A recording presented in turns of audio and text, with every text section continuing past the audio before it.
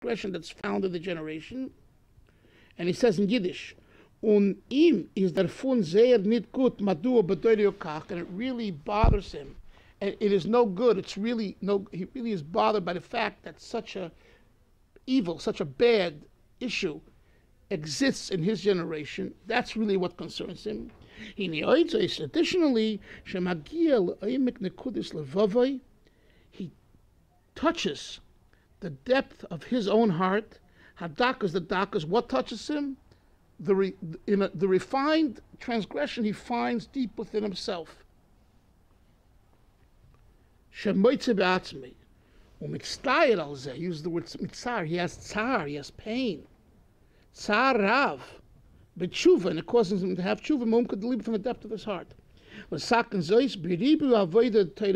By what? By increasing and adding and having much service of learning and davening.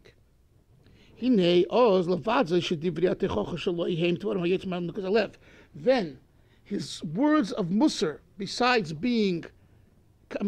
coming from the depth of his heart, and it's perceived that way, it's felt that way. Ubris krusa l'svasayim. There is a rule, sender, a rule that is a covenant for the lips. That words, the dvaram hayotzim alev, words that come from your heart, nichnosem al alev, must penetrate the other person's heart. It is impossible for words that come from a person's heart, they shouldn't impact the other person. And if they don't, it's proof they're not coming from your heart. Bris krusa, you know what that means, bris krusa? Like a bris? It's a fact. It's in your flesh. It makes us a Jew. Says the Rebbe, bris krusa, that dvarim hayotzim al alev, nichnosim al alev, words that come from the heart, enter the heart. And what I'm adding doesn't say it here. And if it doesn't enter your heart, if it doesn't enter the other person's heart, it's not his fault, it's your fault. Because that means it's not coming from your heart. And I think everyone here can attest that that is true. I would hope so. I've seen it hundreds and hundreds and thousands of times in my life. When I'm more honest with myself, and I display that honesty, I have better results. When I'm less honest with myself, and I display that, I have worse results. So it really depends on the teacher. It depends on the parent. It depends on the mashpia. Share with you a word I heard from a Yid, Reb David Goldstein, who's Neilam Emes already. I met him on the street in Borough Park, walking to shul one morning about 10, 15 years ago, forget it. He says to me, it says in the Torah, Kisiel ish ben seider umayder, when a person will have a son who's rebellious. And you know, the Rambam writes the details of ben seider umayder. It's not just rebellious, it's a heavy trip. And to quantify someone as a ben seider umayder is no easy task either. But if the Torah says, if you will have a son, a child, and then the Torah says, how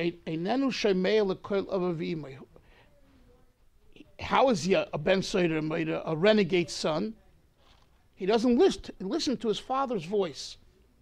He doesn't listen to his parents' voice. And the Torah enumerates all the details. So this Yid, David Goldstein, said to me, you know why he's a ben seider umayder? Because the parents didn't listen to him. He's reversing the meaning in the text. In the Kisiel ish ben seider umayder, einenu shomeya, he doesn't listen.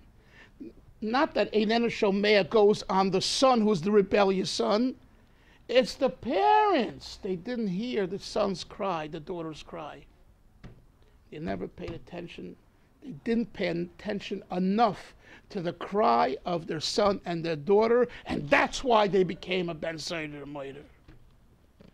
I still remember it like now on the street corner when he told me this shot, because it made such an impact on me, such a short but poignant word that's so true. And this is a struggle because, you know, we're in a position of being parents, leaders, And it's very, very easy to blame the other. To take the responsibility is a very difficult thing, but that is what we're learning in this Maimer. You want better results with your children, with your friends, with your students? You listen to their cry and remember that it's about you. That's the word. So I think it goes along the line of what we're learning now. You know, and you would think that anyone that hears this word would say, absolutely, I understand, and you're right, you know. Recently in shul, someone has a bocher, 18, 19, whatever. He's in a depression, you know. So I went over to the father, and a daughter who's also having very difficulties, you know. She's out of the house now, whatever. So I went over to the father, you know. He's a freshtickle friend in shul, and I speak to him, and he speaks to me, and I implied that, you know, take it easy, you know, and he said, I won't. He gave me a hard time. I didn't argue with him, but he was like trying to say that he's right, and he's not going to give up, and he's not going to give in, and he's going to keep applying the methods that he used when he was learning in the Philadelphia yeshiva. So I said to him, you and I, we're pretty much the same age. I went to Lubavitch, you went to Philly, you went to Litvish Yeshiva, I went to Chabad Yeshiva. But basically, we were in the yeshiva world at that time. So I understand what you're saying, but I'm telling you that you have to today pay more attention to what the kids are saying and to not say that I'm right. Hear them and work with them. Does that mean to say you should become a sellout to your kids? Absolutely not. Well, some of my daughters would change Motzei Shabbos into weekday clothes. And they would go out, want to go out. I didn't let them. What does that mean? Did I stand at the door and stop them? No. As they were coming down the steps, and I was on the couch, I said, please go back upstairs and change. You don't have to wear the exact Shabbos clothing, but it's still Motzei Shabbos. The Shabbos queen is here. Dress a little upgrade than during the week. Once, twice, 3 times. They did it. Again, I wasn't going to, block the door. I wasn't going to do that. I wasn't going to scream about it.